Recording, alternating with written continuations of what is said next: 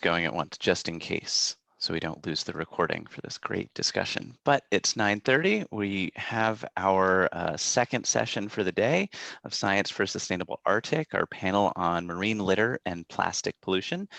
So I'll hand it over to our moderator, Magnús Jóhannesson from the Ministry of Foreign Affairs in Iceland, to get things started. So Magnús, over to you.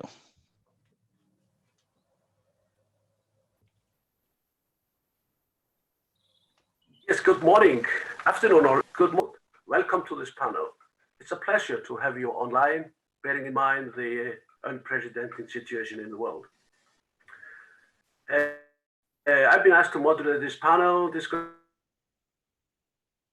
on marine litter and plastic pollution in the Arctic. Organic pollutants and radioactive substances were threatening the marine environment. Some of these substances were actually found to accumulate in biota even faster in the remote Arctic than other parts of the world. Thanks, inter alia, to extensive monitoring and scientific work in the Arctic, we managed to address these issues. We now have legally binding agreements in force, such as the Stockholm Convention on POPs and the Minamata Agreement on mercury, that are addressing many of these early concerns. In the last 2 years, there's been a growing debate on marine litter and in particular plastic pollution. It's now generally accepted that plastic waste accounts for approximately 3/4 of litter in the world oceans. It's a well-established fact that plastic litter is to be found literally everywhere in our environment, and the eventual sink for uncontrolled plastic waste is the world oceans, our world oceans. We see frequently quoted that over 150 million tons of plastic waste are estimated to be floating around in the oceans, and at present rate, around new 8 million tons are entering the sea every year. It is also evident that the Arctic marine region has not been deprived of plastic pollution. Iceland, now in the driving seat of the Arctic Council, wants the Council to come up with an ambitious action plan to reduce the discharge of plastic waste into the Arctic Ocean. Plastic, the material that was seen as a big revelation in our daily life during the last century, is today considered a serious threat to our environment, not least the marine environment. It is with this background that the panel will be discussing the issue of marine litter and plastics in the Arctic and how science can help policy decisions to reverse the plastic tide. I'm very happy to say that we have with us on this panel 4 very knowledgeable experts to discuss the issue of marine litter and plastic pollution in the Arctic. And I'm very honored to present them to you. First, we have Birgitta Stefánsdóttir from the Environmental Agency of Iceland. Birgitta is a specialist in the team for green communities at the Environmental Agency of Iceland. The team for green communities is, amongst other things, involved in projects related to public outreach about plastic, waste prevention projects, as well as waste policies. The Environment Agency does monitoring of beaches according to the OSPAR methodology and has contract with research agencies working on research and plastic found in fulmars and mussels. So I'm pleased, Birgitta, to give you the floor. Thank you. I hope you can all hear me well. So I'm Birgitta, as Magnús said, and I work in the Environment Agency. As Magnús already addressed, we work mostly, our team, in kind of the waste stratosphere. So we work on waste prevention and waste management and the policies regarding that in the state of Iceland, and also a lot with public outreach, which is why I have this awesome green screen here to show you a bit of the material that we have. Another team at the agency does beach monitoring and the overseeing of plastic in fulmars and mussels.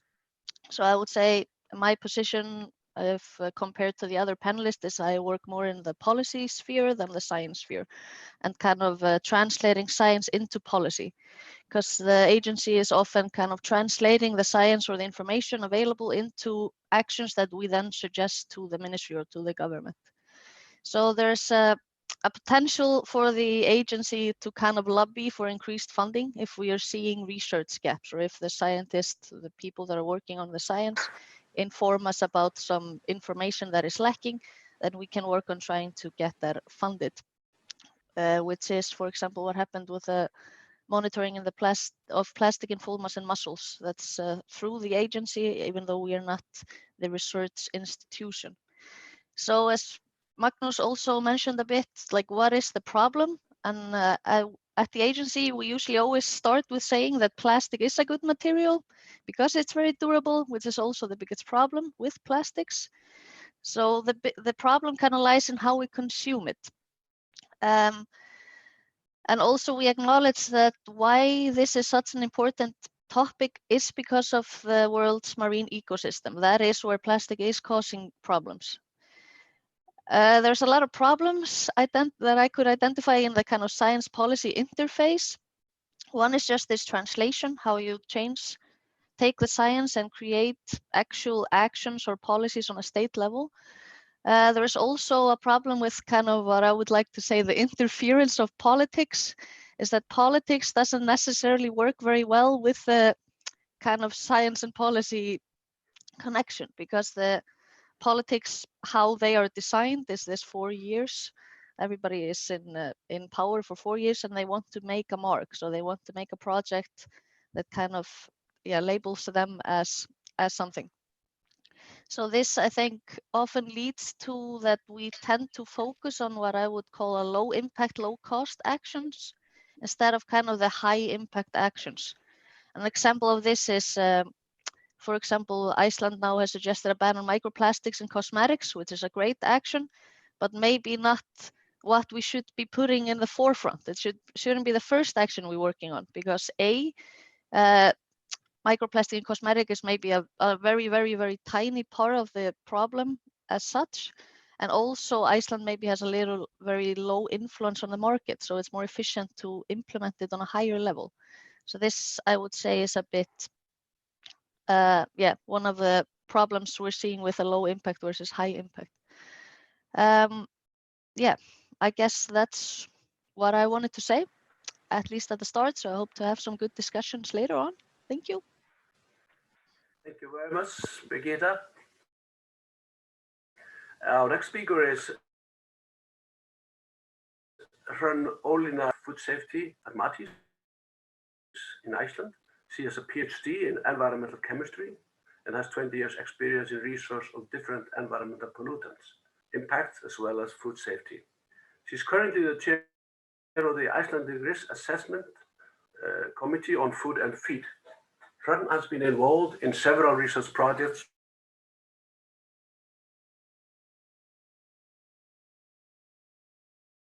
on plastics in the environment, projects in the microplastic definitions.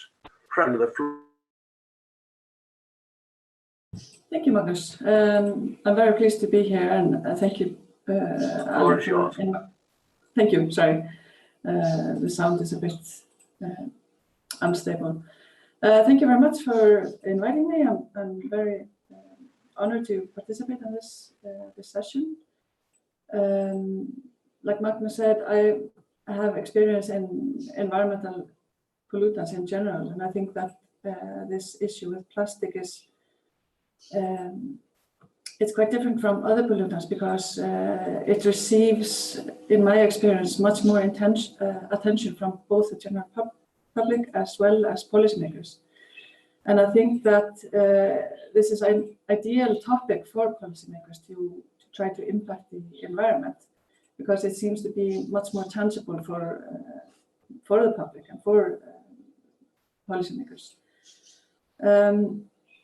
I agree to everything that has been said here previously, and I think also we have to focus on more upstream solutions, as the current involvement of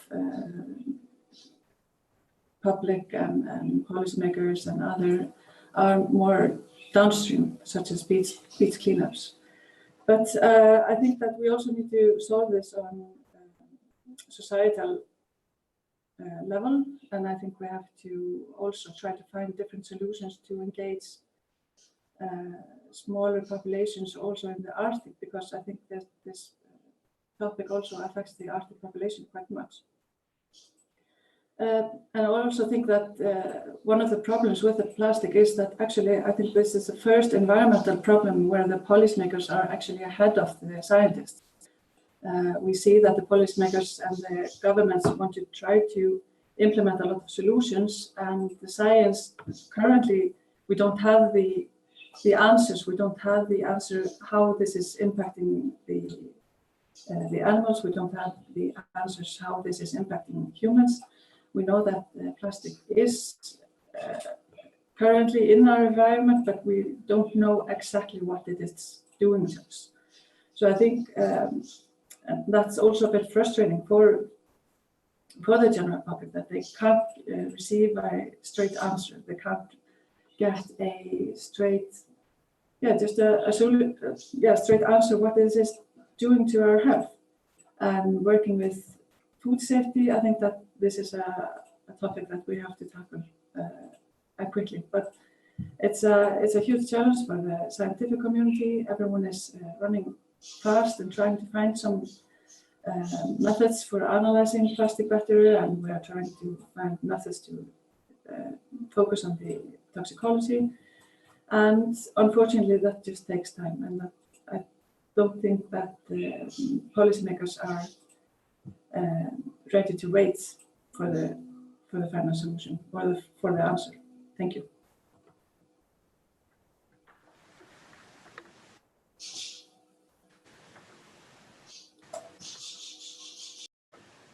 Yes, thank you very much, Hrönn. Hull.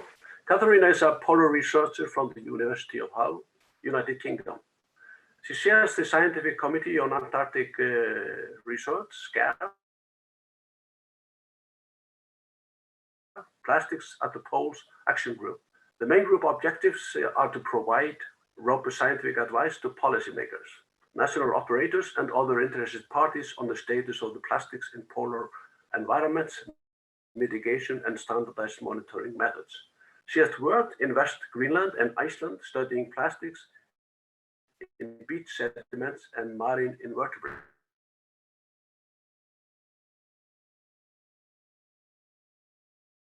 Katharina, you have the floor. Katharina, you can hear me? Sorry, Kath, you're still muted, so if you unmute yourself first. Sorry about that. My audio. There you are. That's better. Technology's great, isn't it? Yeah. Thanks very much, and thanks, Alan, for inviting me to be involved in this. I thought I'd just elaborate a little bit more on some of the things I do, which may have sort of use or be applicable to some of the guys here as well. So SCAR, the Scientific Committee on Antarctic Research, we've set up a working group, and we've specifically called it Plastics at the Poles, because we want to look at both the Antarctic and the Arctic and try to, perhaps get some sort of standardized consensus going along. So we have had a meeting in Hull earlier in the year where we're trying to look at things like standardizing methodology for monitoring and what do policymakers want to know, this sort of thing. I'm sort of quite eclectic, so I run the university's Plastics in the Environment research group here at Hull. And we've got a massive range of things that we're looking at, a lot of which are probably applicable to some of the things that you're experiencing in the Arctic. So we look at the flow of macro and microplastics, so plastic litter from the terrestrial into the marine environment, and how these things get in there, how the plastics age and break down, and how long that takes, because it'll be different in the Arctic and the Antarctic. They'll last a lot longer. We look at things like plastics on food webs, so that's the sort of gross impact where they settle.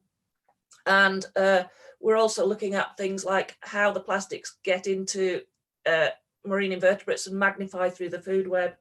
and also within the animal, so a bit of ecotoxicology as well. So we also have here at Hull a sort of transdisciplinary group. We call it the Plastic Collaboratory. And we believe here, and I'm really happy to sort of get involved with any research people want, but we believe that we can't do this as an environmental scientist, as an ecologist. So we have a group of academics and research students who range from law through education, through the social sciences, environmental sciences, circular economy, biology, chemistry. And we sort of believe that we need to bring all this sort of thing together to really be able to come across and, you know, solve some of these big problems.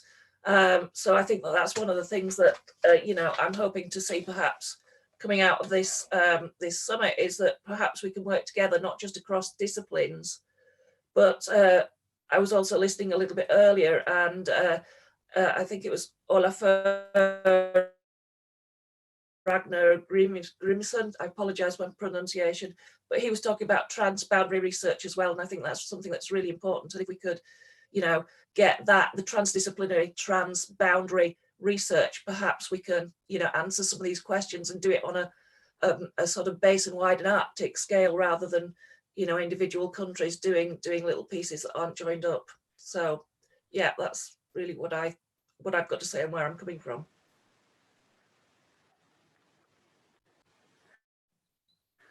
Thank you very much, Katarina. Last but not least, our fourth panelist is Soffía Guðmundsdóttir. She's from the Arctic Council Working Group on protection of the Arctic marine environment. Soffía has served as an executive secretary for the PAIM Working Group of the Arctic Council over the last 20 years. Her role has been to support the direction and execution and implementation of the working group strategies and goal towards its objectives.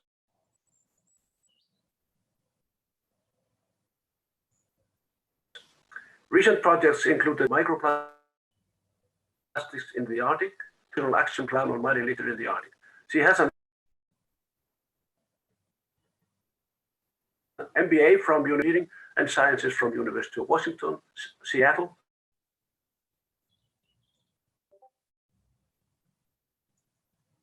And BS in Chemistry.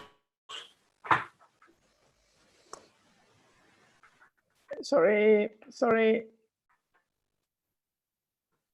Hello, yes, thank you, Magnús. You were breaking up a bit, so I couldn't hear what great things you were still saying about me, but here I am. Yeah, but yes, can you all hear me? Yep, okay. Thanks for having me on this panel. I will just give you a brief update of what the PAIM Protection of the Arctic Marine Working Group within the Arctic Council is doing on marine litter and plastics. And it's not the only working group that's working on this topic. All of them, or most of them, to one extent or the other, is working on this topic. PAIM really addresses marine policy measures for sustainable use and conservation of the Arctic marine and coastal environments. So we respond to both land and sea-based activities and pollutions. We actually worked on a desktop study that was on marine litter and microplastics in the Arctic during the 2017 and 2019 period. That was really a literature research and review that we asked people and offered people to submit relevant literature on this topic, specifically for the Arctic. We received over, I think we received around 150 literatures on this topic. We had Grid Arendal work with us in developing this desktop study that really gives us the start of where we stand today. In the desktop study, we also address and give an overview of the regional and global components of marine litter and plastics, and and then that also gives us the platform and opportunities and possibilities on how we can maybe best coordinate across different boundaries. There is a number of key findings in the desktop study. I'm not going to go through them now, but one of the key findings is and was that we based on the desktop study, there is a need to develop a regional action plan for marine litter, including plastics in the Arctic. So PAIM has started developing that regional action plan. We started at the same time as the Arctic Council chairmanship with Iceland started, and we have done first draft. We have a number of co-leads on this project, and also a dedicated expert group, which includes not only the member state of the Arctic Council, but also experts from the observer organization and countries and permanent participants. Also within this work on marine litter and plastics in the Arctic, there's lots of work being done by other working groups.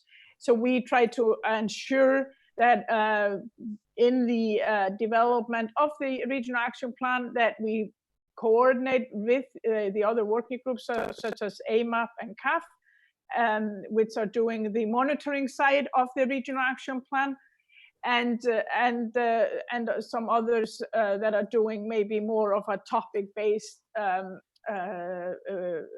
projects. And communication and outreach is a big part of this effort. So we have done a number of communication and outreach products. We have done a video. We are working on another video now. And then we have done and are actually working on what we call plastic in a bottle, or our capsules. There is a live web map you can find on the PAIM website that you can track actually this capsule. It's actually now, I think it might have entered the coast of Scotland or one of the isles there. So we will see how I can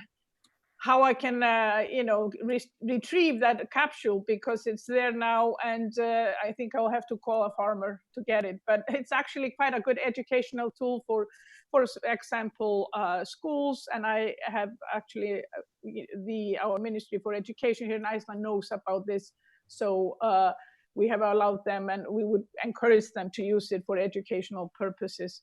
So I will leave it at that. This was very brief and very much an overview, but I will leave it at that for now and respond to any questions afterwards. Thank you.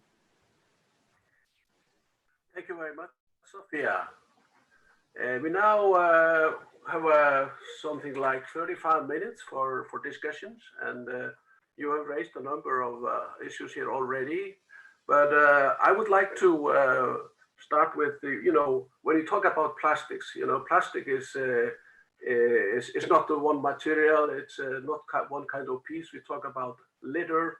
We talk about microplastics. We talk about nanoplastics. Hrönn, you said that indeed policymakers were ahead of science. Science did not, was not at a very good stage on sort of the impact of plastics. But where do we stand in this, and in which areas do we need to really enhance research on the impact of plastics? If I could ask you first, or Catherine, maybe Catherine. You talked about the work that you've been doing on invertebrates, of impact of invertebrates and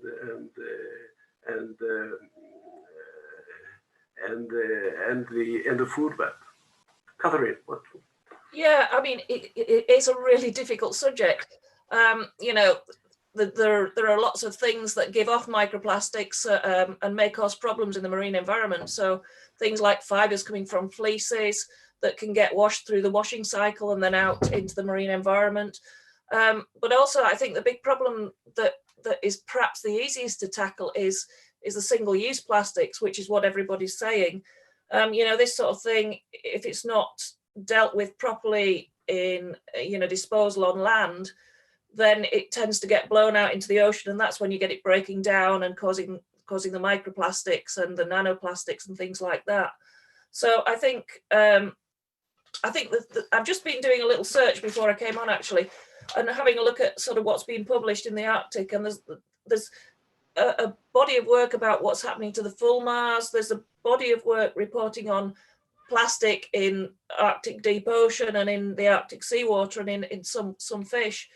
But really, we don't know much at all about the sort of the longer term impacts and how, you know, how these things, how it works in the whole ecosystem. So I think there's a number of things that perhaps need addressing, and it's that sort of circular economy aspect of recycling and getting rid of things properly, because once it's in the marine environment, it's very difficult to get it out again. So maybe that's something that needs thinking about in terms of, you know, where do you start?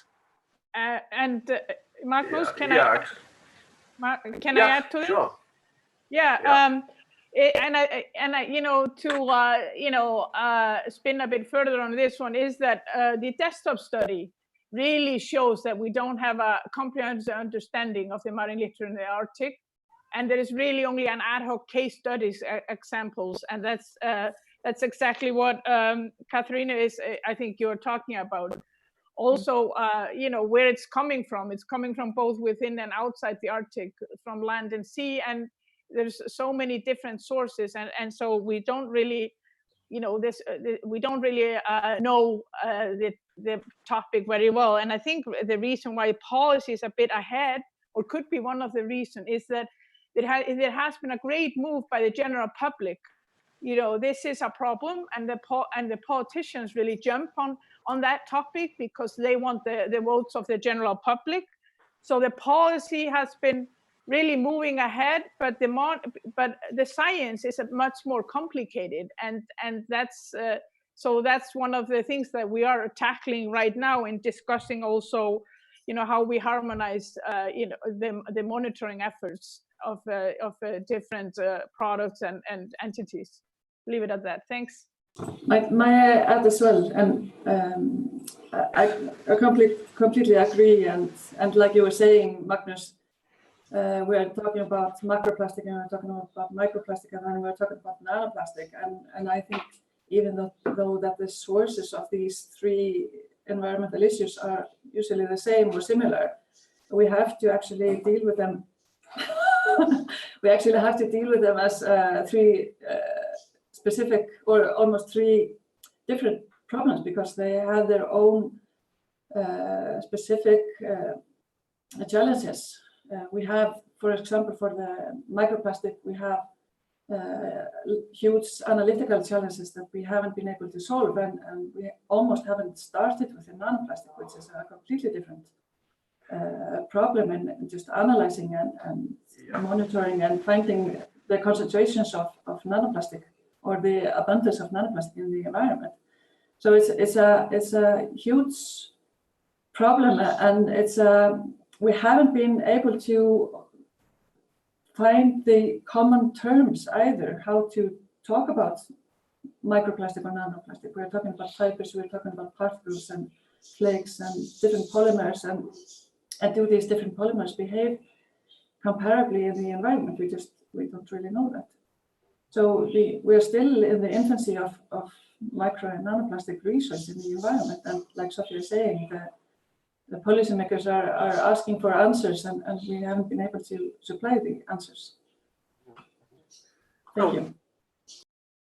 Birgitta, maybe it's good to take you in here, because you are involved in sort of making policies, really. So with the sort of the lack of scientific knowledge, you know, how are you dealing with it in making the policy? I think this also has to do a lot with how you're going to prioritize the actions, because there's a lot you can do without knowing these topics that you've been discussing, which is the upstream solutions. Like, we have to use less plastics regardless of what the science says, and we have to get it into the right channels also, like with the recycling and stuff like that. So I think with the upstream questions you can work with very actively without knowing the impact of nanoparticles, or the difference between microplastics and nanoparticles, and how they move in the marine ecosystem. So in that way, I think with prioritizing the kind of upstream actions, you can do that without knowing all the facts. So I guess that would be my input to this discussion. Can I add one more thing as well? We can, yeah. sorry. I wanted to continue with what Birgitta said, that of course there are a lot of upstream actions that we have started with, and I don't think that we have to wait for the scientific answer for everything. And I think the sooner that we start, the better. And I'm reading a comment from Pierluigi saying that science will naturally have a delay because of the rigorous involvement. And I agree that it is positive that the policymakers and the general public is so engaged into this problem and really wants to do something to solve it. And I think we just have to be we have to be better in communicating between these two groups, because the scientists and the policymakers don't really speak the same language, and we have to understand the challenges of the policymakers and we have to understand the challenges of the scientists, and we have to just sit down and talk together. And I think that we're actually, this session here is a fantastic step forward. Sorry, thank you. And I could also say that we're always talking about how science translates into policy. But I think also one thing that we have to work on is also the science telling the policymakers what they want to research, so we can actually try to make some, like create funding for the science also. Yeah, that was initially my question. Sort of what are the areas where we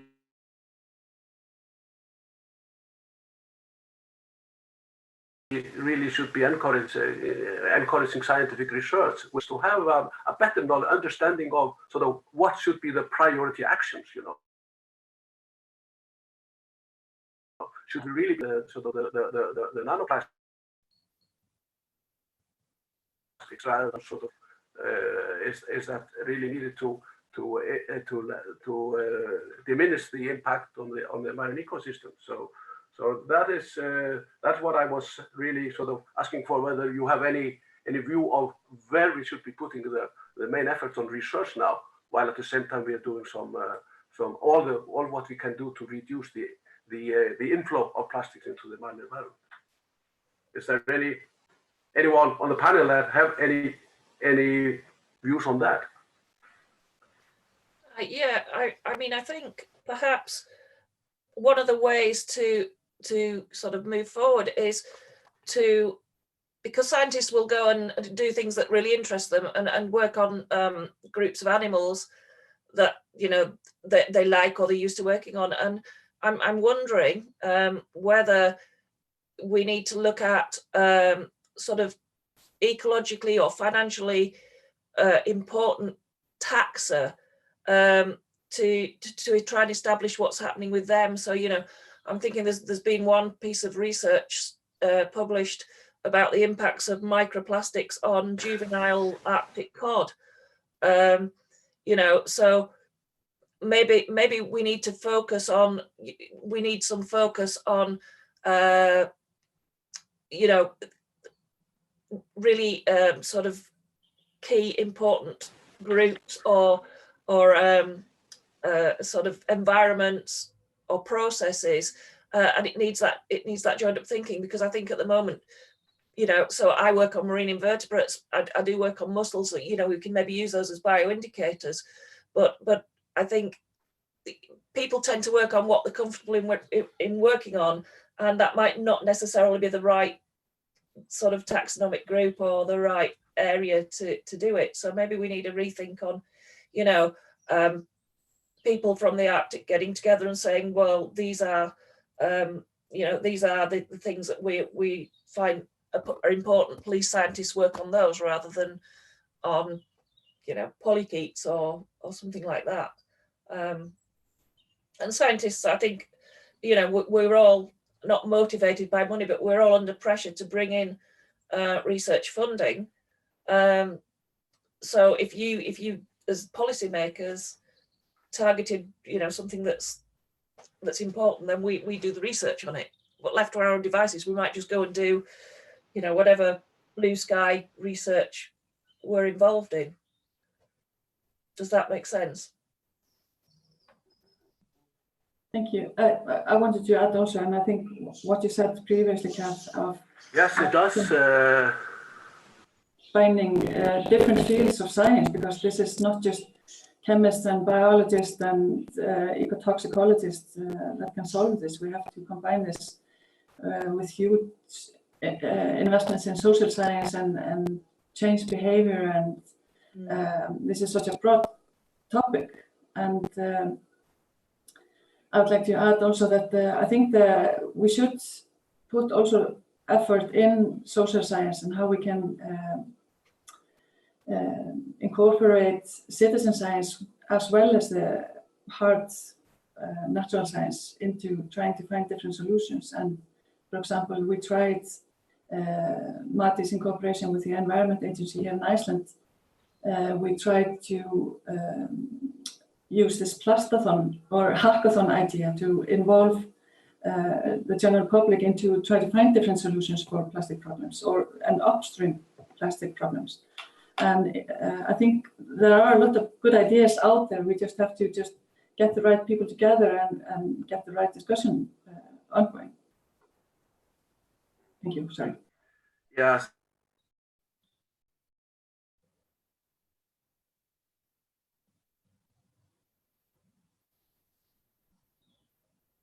Hello. That is Magnús, you're really breaking up. Yeah, Magnús, I'm having a little trouble hearing you as well.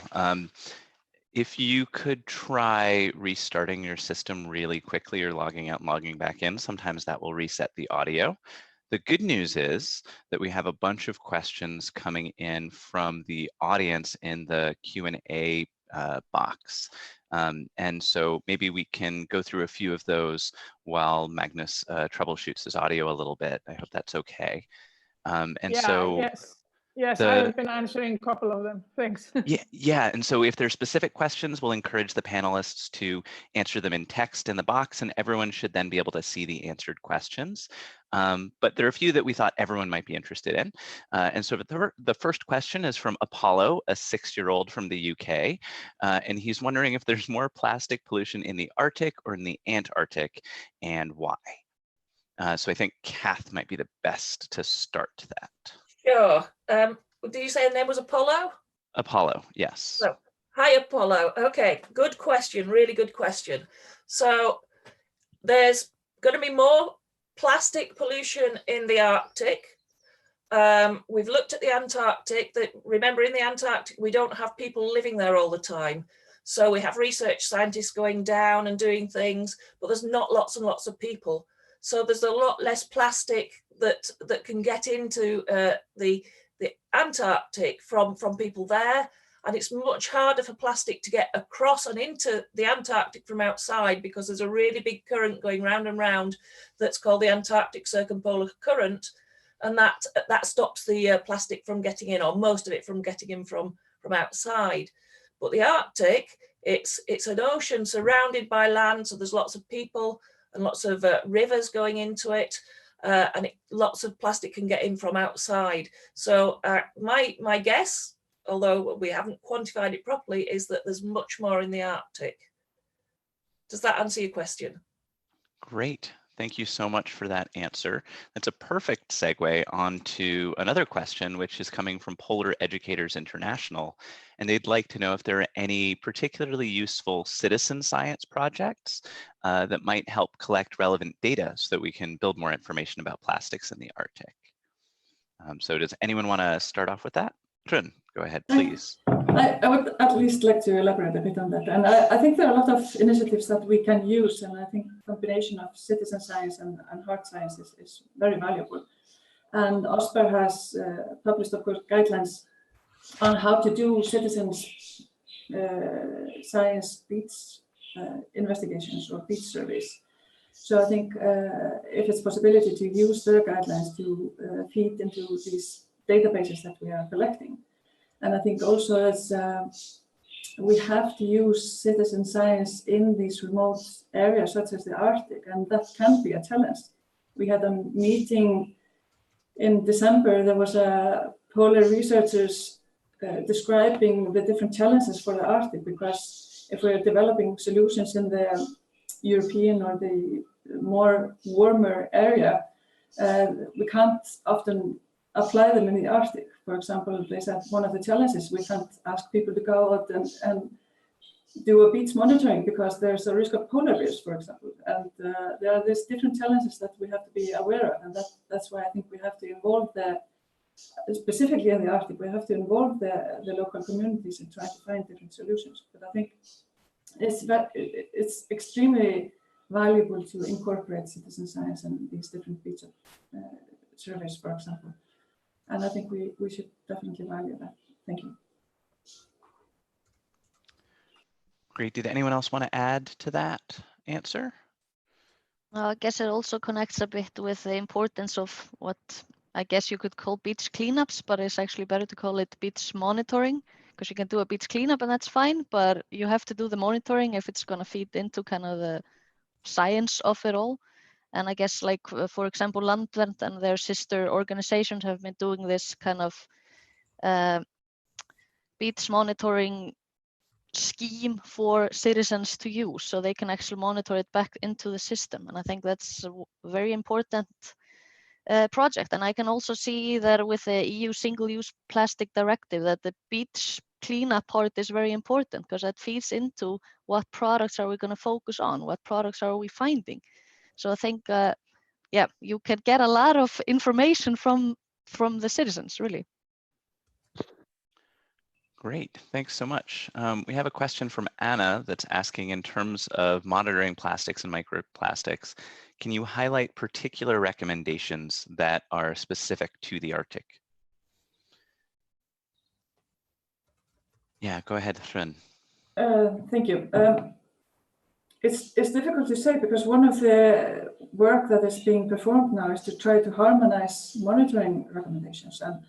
And that's, for example, a work that AMAP, one of the working group under the Arctic Council, is trying to finalize. And it is one of the main challenges is that we haven't been able to combine the recommendations how to monitor plastic and microplastic, or at least microplastic in the marine environment or the environment in general.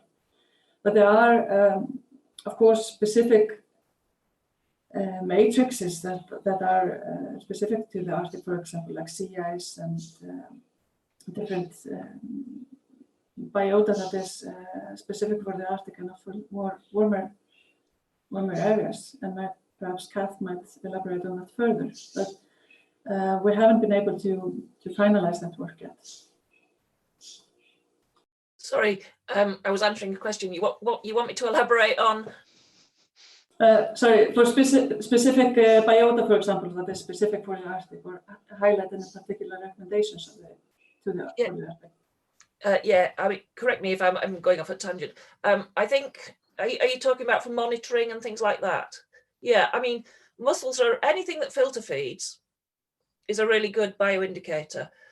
Mussels are great because they grow in the intertidal really, really well. So it's the sort of thing that you could maybe think about, and I've sort of thought about for the UK, is, you know, perhaps doing some sort of citizen science thing where, you know, you collect 10 mussels and you pack them off and send them somewhere. But mussels are a really good bioindicator, I think, for the health of marine ecosystems. As I said, any other sort of filter feeders that you can find. But yeah, it's a really difficult question to answer, because until you look, you don't really know. You know, you don't really know what's going to be the best thing to do. Does that answer the question? Yeah, I think it does. We'll move on to our next question, which is asking about if you could highlight 3 major gaps of knowledge we have to address in the next decade regarding plastics in the Arctic. And I was wondering if I might pick on Soffía first, because I'm hoping that the desktop study might have also highlighted some gaps in knowledge as well. Yes, I can start with pathways, for example, gaps in knowledge. There is no observational data regarding, for example, riverine input of marine litter from the Arctic watershed into the Arctic Ocean. This is all from the desktop study, so details and further information, I just would like people to read there. And then it's also the distribution and trends of marine litter, that's not very well known, and that's really important to study better. And then the need to better understand the interactions with the biota. And one of the indicators that we have been using, I think, in the Arctic is with a CAF working group. Is with a CAF working group on seabirds. So I leave it at that. Thanks. Great, thank you. Do any of the other panelists want to jump in with 3 research gaps that they see or knowledge gaps? Yeah, I would just like to add that we're still using different methods, and comparing data is one of the major challenges that we're foreseeing today, and that is something that we have to work on, and that will assist us in doing future monitoring. So I think we have to really focus on producing comparative data. Yeah, I would like to kind of agree on that. Sort of make a comment on that. Sorry, why don't we go with Birgitta and then Kath afterwards? Thanks. I just wanted to agree on this kind of the methodology, that it is a bit the same. Is that as somebody, not me personally, but for policymakers, there are so many projects and there are so many organizations and there are so many entities dealing with the plastics in the ocean, and it's very hard for somebody trying to make decisions to kind of have an overview of everything that's going on. And that kind of connects to what Hrönn is talking about with comparable methodology, because at least as I experience it, we have 30 different methodologies, 30 different units working on it, and there's no way to find kind of the compiled data somewhere. So that would be my kind of request to the scientists somehow, to kind of wrap it all together somehow in a nice package. Yeah, just to sort of elaborate on that a little bit. So one of the objectives that we've got as the SCAR Action Group, and one of the things that I was really, really keen to do was exactly what we're talking about, standardized methodologies. So when we did the paper where we tried to assess what was in the Antarctic, I found that everybody was measuring things in different ways and the methods were different, and it made it really difficult to compare. So when we set the SCAR Action Group up, this was one of my highest priorities. I thought we can standardize methods, and getting a group of scientists together and talking about standardizing methods is just so difficult. So I think it's a massive challenge. I think it does need doing, and I'm desperate to try and get it done, but I have found it very difficult so far. So yeah, I do think we need to sit down and talk about it really, really seriously, because that is one of the big things I think would really help. Yeah. Great, thanks so much. And I see that Magnús is back, so hopefully your audio is working better again. Can you hear us?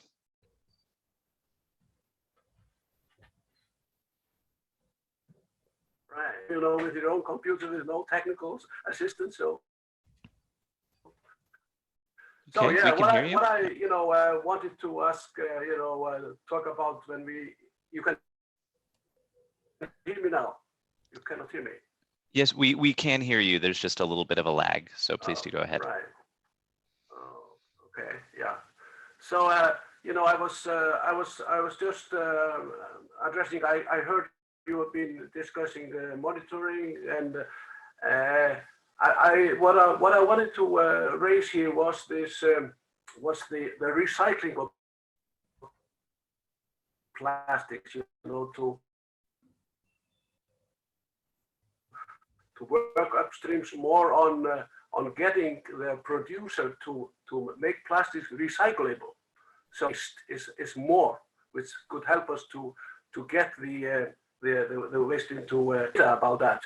What can we do more to make so that the plastic waste of more value? If it's recyclable, it's more value than otherwise.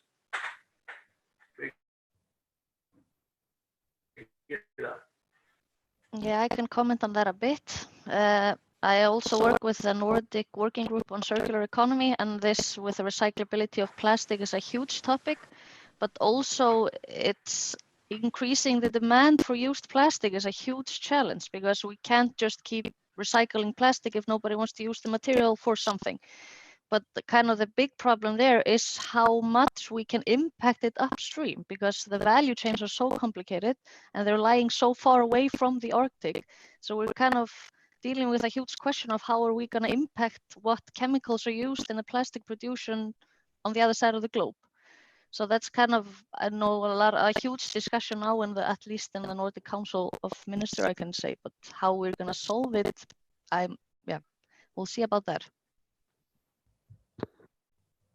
Can I add as well? I think it's a very good comment that you make, Birgitta, and I think that the solution, we can't really expect just for one simple solution in the plastic issue, and it's much more complicated than that. We have to reduce the consumption. We have to be more aware of how we are consuming plastic. Like I said, Birgitta, in the beginning, plastic is actually a fantastic material.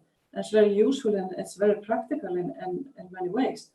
It's more that our consumption is not really responsible, and we have to just start to treat plastic responsibly, and we can't really use it as a single-use material. So we have to change the plastic. We have to be more biodegradable. We have to use plastic in a different way. We have to decide where we can use plastic and not to use it, for example, in this single-use items, etc. So it's a very complex world, and we can't really expect that we will just find one simple solution for that. So I think we have to tackle this in different, or in a multi-layer way upstream, I think. So thank you.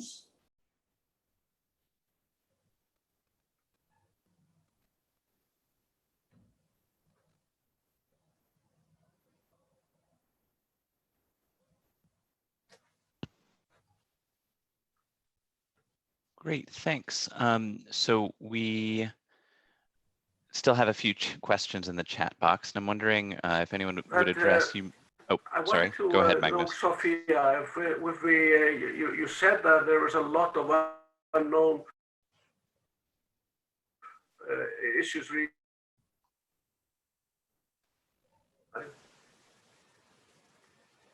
Soffía, yeah, sorry, I couldn't hear you because you're breaking. How much do we know? What are the? Is it?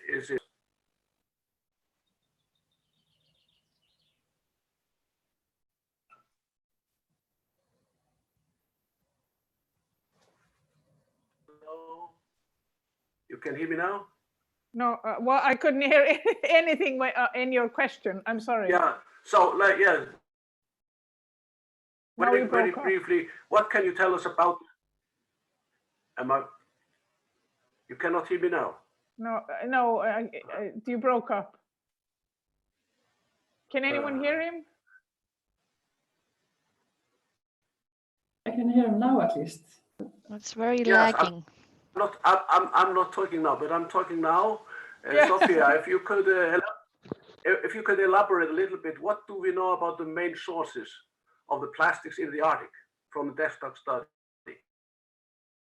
Yes, I just briefly mentioned. Can you hear me? Yep. Yeah, I just briefly mentioned that earlier when I think you went offline. Okay. that we have some general findings. We don't have a comprehensive understanding of the marine litter, and but the sources are. And in the desktop study, we have sea-based and land-based sources, and the major sectors of marine activity in the Arctic from the sea-based sources is really fisheries. That includes commercial, subsistence, and recreation, and then there's the aquaculture, and then in addition, offshore resource exploration or exploitation, which is also an emerging contributor. So our main sea-based sources are from the shipping industry, quite general, and then we have the land-based sources coming from the rivers, big Russian rivers into the Arctic. But the sources or the magnitude or the composition is at present not very much studied. So that's an unknown, and that's a gap. There's a lots of gap in knowledge. It's really really a patchwork that is existing now. So that's why there is a need for some harmonization on efforts here, both on the policy and the monitoring. Monitoring is really a key here, and monitor, and how we monitor and what methods we use. Thanks. Yeah. Yes, thank you very much. I don't think we have mentioned one thing, which is beach cleaning of plastic. Is that an important function, something that we should really be promoting and supporting? Has it much value for sort of reducing the impact to do beach cleaning in the Arctic? Could Birgitta or yeah? I think it's important because it removes, of course, the current plastic that is in the environment, but it's a very downstream action, and it's very costly, and it's very, actually, unfortunately, very inefficient. So it's much more efficient to try to tackle the problem upstream. But dealing with the current situation that the ocean is full of plastic, and we have to, of course, clean it. So I mean, unfortunately, it is important to do that, but it's like I said, it's a costly and inefficient, but important today. So thank you. Yeah, I'm not referring to that as a main method, but just for the time being, because on the tide. Yes, I think we are getting close to our closure of the session. So I wanted to give you all a chance to say, if you'd like to start, what would be the main message from you to the science community?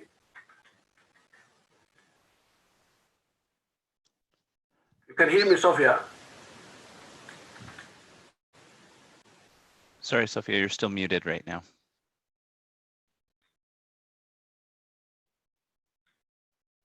I was muted, but I couldn't hear you. Alan, can you tell me what it was? Yeah, so we're almost at the end of our time, so we're just asking if each person has a final word or final message regarding the panel topic. Yes, just a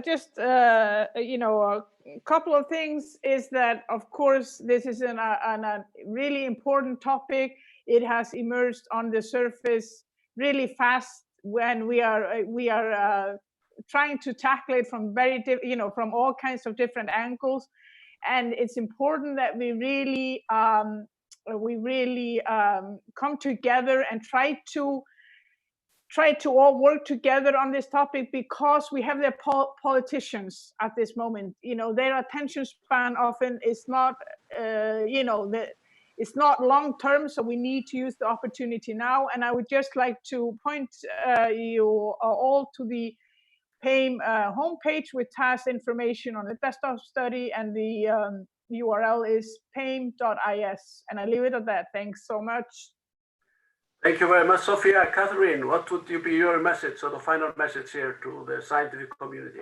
I think for me, the main message would be that this is a big problem. It can't be tackled by one country on their own, not one discipline on their own. So for me, my message would be we need communication and collaboration. And that's the way I think we need to approach this on a bigger scale.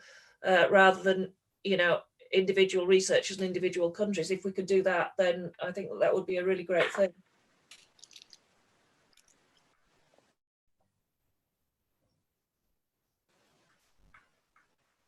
Great. Birgitta, would you like to go next? Yeah, I guess that would just sum up the topics that are already discussed. I think one problem is how many projects and how many organizations are dealing with it, and how we can work better on that level. And I guess also we need to talk more about how the develops into politics, known to policies, and also this thing that we need also better information from the science world of what is needed. Where are the knowledge gap? Like, where's the funding? Where's the need for funding? So I guess that would be my final message. Thank you very much, Birgitta. Hrönn? Thank you very much. I just want to support what Kath said. I think this is a problem that we can't solve by ourselves as one institution or one country or one discipline. I think we have to co-create a solution between all different sectors, and I think we have to work also with stakeholders. I think we often forget that stakeholders actually have a lot of information, have a lot of research, and I think we have to work science with industry to try to find some sort of different solutions that work, and not always the same solutions work for all regions. Thank you. Thank you very much for your participation in the panel. Very interesting presentations from you and the useful discussion. I would like to just at the end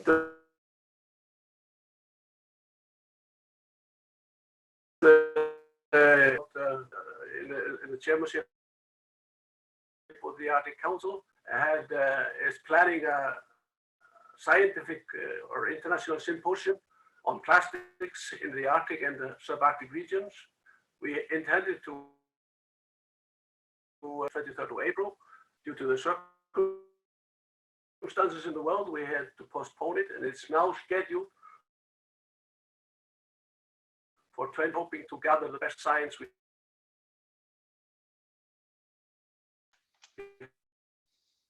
have on the. I'll thank you all for your attention. The panel is closed. Thank you very much. Great. Thank you so much to our panelists and our moderator and all of you for questions and answers. Again, the recording will be published online on YouTube soon, if you have friends that you want to direct this towards. If our panelists have 1 or 2 minutes left, I know there were still a few questions in the Q&A box. If you feel like you could answer those over text to get those people those answers, that would be great, but I want to respect your time as well. So thank you so much, everyone. And just so everyone knows, we'll be beginning again in another half hour at 11 o'clock GMT with a panel on human health, well-being, water cycle, and ecosystem change. Thank you.